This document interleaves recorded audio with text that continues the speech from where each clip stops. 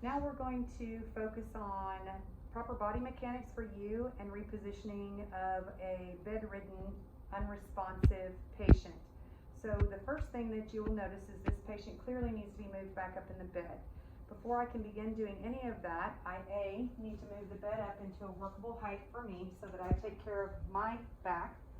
Then I need to call for assistance and get another person in here to help me. I'm going to determine the amount of help I need based on patient's body mass. This particular patient, I think that 2 of us should be able to do the trick. If the patient was bigger, I probably would want 2 additional people on top of that. I put the bed up just a little bit too high. All right, so while we're waiting on our help to arrive, I've dropped the head of the bed. I've brought the bed up to a workable height. Our help is here. We are going to, when we get done pulling the patient up in bed, we are going to reposition them on their right side.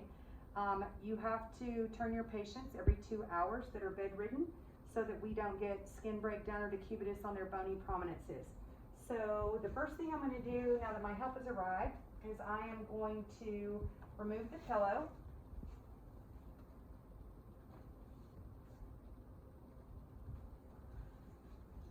Then I'm going to make sure that I've got my patient kind of as centered with his hips as possible before we go to pull him up.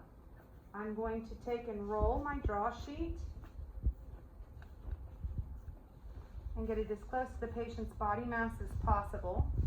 One of us is going to have to do it one-handed to hold the patient's head so we're not dragging the head up on the way up. And on the count of 3, we're going to pull this patient up in bed. I have a nice wide stance. I'm using my upper body and my thigh muscles. 1, 2, 3. We pull the patient up in the bed. And now we're going to be preparing to reposition the patient onto their right side with some pillows or wedges. The most important thing we can do at this point is to make sure that we've left this area at the small of their back or their coccyx area with no pressure on it from the pillow, and kind of have it floating, if you will, when we get done.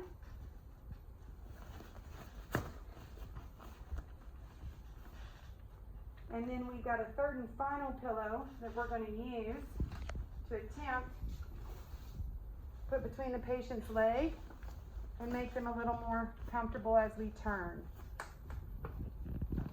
And then I'll get the pillow that was up here. I will bend it however I need to bend it in order to make the patient's neck more comfortable.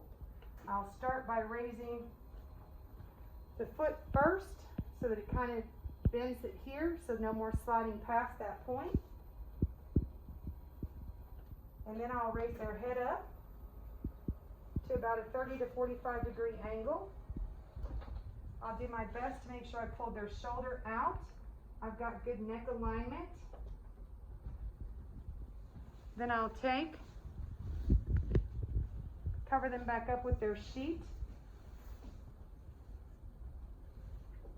and then lower the bed back down.